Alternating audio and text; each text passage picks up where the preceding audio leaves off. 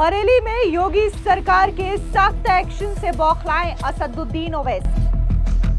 ओवैसी ने कहा, I love Modi तो कह सकते हैं लेकिन आई लव मोहम्मद नहीं। असदुद्दीन ओवैसी को चौधरी इब्राहिम हुसैन ने दिखाया आईना, दिया मुंहतोड़ जवाब। असदुद्दीन ओवैसी साहब एक सियासी आदमी हैं और उनकी कोशिशें रहती हैं कि मुसलमानों को डरा करके और वो अपनी पार्टी के लिए मुसलमानों का वोट हासिल करें, ये खास मकसद उनका रहता है। बरेली में हुए हिंसा के बाद से ही मुख्यमंत्री योगी आदित्यनाथ की सरकार सख्त एक्शन के मोड में नजर आ रही है, लेकिन वहीं दूसरी ओर इस एक्शन को लेकर के असदुद्दीन ओवैसी पूरी तरीके से भड़क चुके हैं। दरअसल आपको बता दें कि AIMIM प्रमुख और हैदराबाद से सांसद असदुद्दीन ओवैसी ने आई लव मोहम्मद विवाद को लेकर के बीजेपी पर कड़ा हमला बोला। ओवैसी ने कहा कि इस देश में आई लव मोदी कहना आसान है, लेकिन आई लव मोहम्मद कहना काफी ज्यादा मुश्किल बन गया है। उनके ये बयान उस समय आए जब उत्तर प्रदेश के बरेली में आई लव मोहम्मद पोस्टर्स को लेकर के हुए प्रदर्शन ने हिंसा का रूप ले लिया था। हालात बिगड़ने पर बरेली मंडल के 4 जिलों में इंटरनेट सेवाएं बंद कर दी गई और दशहरा व जुमे की नमाज को देखते हुए भारी पुलिस बल को तैनात कर दिया गया है। अब जिस तरीके से असदुद्दीन ओवैसी ने ये बात कही है और बरेली हिंसा को लेकर के कहीं ना कहीं राजनीति करने की कोशिश की है, तो इसको लेकर के मुस्लिम धर्म गुरु चौधरी इब्राहिम हुसैन ने मुंहतोड़ जवाब दिया है। उनका कहना है कि आखिर कौन से नाम को कब इस्तेमाल किया जाना चाहिए, इसका पूरी तरीके से जानकारी हो तभी बोलना चाहिए। सुनिए क्या कुछ चौधरी इब्राहिम हुसैन ने कहा। असदुद्दीन ओवैसी साहब एक सियासी आदमी हैं और उनकी कोशिशें रहती हैं कि मुसलमानों को डरा करके और वो अपनी पार्टी के लिए मुसलमानों का वोट हासिल करें, ये खास मकसद उनका रहता है। वहीं जिस तरह से उन्होंने संभल की मस्जिद के विवाद को लेकर के बात कही और आई लव मोहम्मद सल्लल्लाहु अलैहि वसल्लम के नारे को लेकर के और आई लव मोदी के बारे में बात कही कि आई लव मोदी से कोई आपत्ति नहीं है और आई लव मोहम्मद सल्लल्लाहु अलैहि वसल्लम से आपत्ति होती है। तो देखिए, मैं स्पष्ट कर दूं कि आई लव मोहम्मद सल्लल्लाहु अलैहि वसल्लम का इस्तेमाल अगर गलत रास्ते पर ले जाकर किया जा रहा है तो इस्लाम में इसकी इजाजत नहीं है और ये एक फितना माना गया है। वहीं अगर इस्तेमाल सही रास्ते पर है तब ये जायज है। तो देखिए, अगर बात करें आई लव मोदी की तो यहां मामला अधिकार दिलाने का है। अगर अधिकार दिलाने के लिए कोई काम कर रहा है, कानून बनाए हैं, तो फिर असल मकसद गरीब, यतीम, मिस्कीन के अधिकारों का मिलना है। तो आई लव मोहम्मद सल्लल्लाहु अलैहि वसल्लम का गलत इस्तेमाल वहीं फितना बन जाएगा। वहीं आई लव मोदी अगर उन्होंने अधिकार दिलाए हैं तो ये जायज है, क्योंकि इस्लाम में यही बात कही गई है कि किसी भी ताकत का, किसी भी नाम का सही इस्तेमाल वो जायज होता है और गलत रास्ते पर दुरुपयोग करना वो नाजायज होता है। आपको बता दें, दरअसल हैदराबाद में एक जनसभा को संबोधित करते हुए असदुद्दीन ओवैसी ने कहा कि संभल मस्जिद को लेकर के मुकदमा चल रहा है, हमारी मस्जिदें छीनी जा रही है। इस देश में कोई आई लव मोदी कहे तो मीडिया भी खुश हो जाता है, लेकिन अगर कोई आई लव मोहम्मद कहे तो आपत्ति जताई जाती है। अगर मैं मुस्लिम हूँ तो मोहम्मद की वजह से हूँ, हमारे लिए मोहम्मद से बढ़कर के कुछ नहीं है। देश की आजादी में शामिल 17 करोड़ भारतीयों की यही पहचान है। अब जिस तरीके से असदुद्दीन ओवैसी ने यह बयान दिया है, न सिर्फ मुस्लिम धर्म गुरु इब्राहिम हुसैन ने उन्हें आईना दिखाया, बल्कि बीजेपी के मुस्लिम प्रवक्ता शहनवाज हुसैन ने भी उन्हें मुंहतोड़ जवाब दिया है। सुनिए क्या कुछ बीजेपी के नेता शहनवाज हुसैन ने कहा। देखिए, कुल हिंद मजलिस इत्तेहादुल मुस्लिमीन के सदर असदुद्दीन ओवैसी जान रहे हैं कि बिहार में भी उनकी जमीन खिसक गई है, तो फिर से वो बंटवारे की राजनीति कर रहे हैं।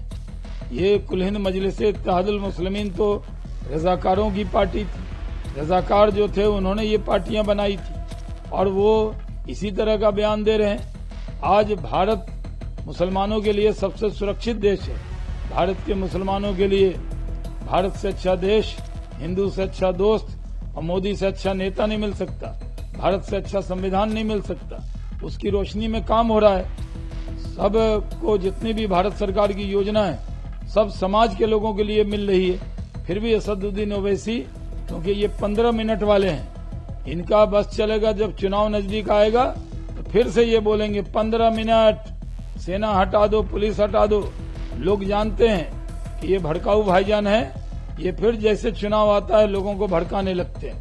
आपको बता दें कि ये कोई पहला मौका नहीं है जब असदुद्दीन ओवैसी ने इस तरीके से पोस्टर विवाद को लेकर के बयान दिया हो। इससे पहले पिछले हफ्ते बिहार के पूर्णिया में भाषण के दौरान उन्होंने कहा था कि अगर आई लव मोहम्मद ग्रुप है तो क्या समस्या है, इसमें क्या राष्ट्र विरोधी है। लव शब्द तो हिंसा नहीं है। उन्होंने जोर दिया कि मुसलमानों की आस्था में पैगंबर मोहम्मद का प्यार सबसे ऊपर है। अब जिस तरीके से असदुद्दीन ओवैसी ने ये बयान दिया है, इसको लेकर के बीजेपी के प्रवक्ता राकेश त्रिपाठी ने भी करारा पलटवार किया है। सुनिए राकेश त्रिपाठी का ये बयान। असदुद्दीन ओवैसी जानबूझ करके माहौल खराब करने के लिए दुर्भावनापूर्ण तरीके से इस तरह के सनसनीखेज बयान देते हैं। आई लव मोहम्मद को लेकर के भ्रम फैलाने की कोशिश कर रहे हैं, अफवाहें फैलाने की कोशिश कर रहे हैं। किसी को आई लव मोहम्मद कहने पर रोक नहीं है और न किसी को किसी प्रकार की अभिव्यक्ति पर रोक है, लेकिन कानून तोड़ करके विधि विरुद्ध तरीके से आप सड़कों को घेरने की कोशिश करेंगे, शक्ति प्रदर्शन करने की कोशिश करेंगे, सांप्रदायिक सद्भाव को बिगाड़ने की कोशिश करेंगे, नवरात्रि के त्योहारों में खलल डालने की कोशिश करेंगे, दिवाली के त्योहारों में खलल डालने की कोशिश करेंगे, तो निश्चित तौर पर कानून तो कठोरता से काम करेगा। आई लव मोहम्मद अपने घर की दीवारों पर चिपकाइए, अपने गले में तख्ती डालकर घूमिए, कोई मना नहीं कर रहा है। लेकिन आप सार्वजनिक स्थानों पर या किसी दूसरे के घर पर आकर के आप अगर अभिव्यक्ति का प्रदर्शन करेंगे तो निश्चित तौर पर रोक लगेगी। इसके अलावा बिहार सरकार में मंत्री राजभूषण चौधरी ने क्या कुछ असदुद्दीन ओवैसी के इस बयान पर कहा, सुनिए। देखिए आज जिस तरह का नैरेटिव ये लोग विपक्ष सेट कर रहा है ये काफ़ी दुखद है और लोग जिस तरह से नारेबाजी कर रहे हैं, जिस तरह से लोगों को परेशान करने का काम कर रहे हैं, बिहार की जनता देख रही है, देश की जनता देख रही है और आने वाले दिनों में इन लोगों को लोकतांत्रिक तरीके से जवाब मिलेगा। देखिए विपक्ष जब हार जाता है, आप जानते हैं कि कोई भी आदमी जब लड़ाई में हारता है तो या तो गांव में क्या करता है, चुट्टी काटेगा या गाली देगा। तो इस तरह से विपक्ष के लोग जब हारने लगे हर जगह चुनाव में, तो प्रधानमंत्री जी को गाली देना, प्रधानमंत्री जी के दिवंगत माता जी को गाली देना, तो ये विपक्ष अब खिसियानी बिल्ली खंभा नोचे की तरह अपमानित करने का काम और गाली की भाषा यूज़ करने लगा है। ये काफ़ी निंदनीय है और देश की जनता देख रही है, इनको आने वाले चुनाव में सबक सिखाएगी। सर प्रशांत किशोर के बारे में क्या बोलेंगे, जिस तरीके से लगातार एनडीए के नेताओं पे वो आरोप लगा रहे हैं? हमारे नेता जवाब दे रहे हैं, जिन पर आरोप लग रहा है वो सारे लोग सामने आकर के जवाब दे रहे हैं। आपको बता दें कि बरेली में 26 सितंबर को हुए प्रदर्शन के मामले में पुलिस ने अब तक मौलाना तौकीर रजा समेत 81 लोगों को गिरफ्तार किया है। बरेली में स्थिति तब बिगड़ गई जब मौलाना तौकीर रजा खान ने आई लव मोहम्मद के पोस्टर विवाद के खिलाफ विरोध प्रदर्शन का आह्वान किया। पिछले शुक्रवार को नमाज के बाद मस्जिद के बाहर 2000 से ज्यादा लोग इकट्ठे हो गए। प्रदर्शनकारी नारेबाजी करने लगे, लेकिन मामला हिंसक हो गया। प्रदर्शनकारियों ने पत्थरबाजी करनी शुरू कर दी, जिससे कई पुलिसकर्मी घायल हो गए। वहीं जवाब में पुलिस ने भी लाठी चार्ज किया। विवाद के बाद बरेली डिवीजन ने 4 जिलों में इंटरनेट सस्पेंड कर दिया। गुरुवार को दशहरा उत्सव और शुक्रवार की नमाज को देखते हुए सड़कों पर भारी सुरक्षा बल को तैनात कर दिया गया है। पीएसी आरएएफ के जवानों के साथ साथ साउथ बरेली की एसपी अंशिका वर्मा के नेतृत्व में महिला फोर्स को भी सड़कों पर तैनात कर दिया गया है और बाकायदा ड्रोन से निगरानी की जा रही है पूरे शहर की चप्पे चप्पे की।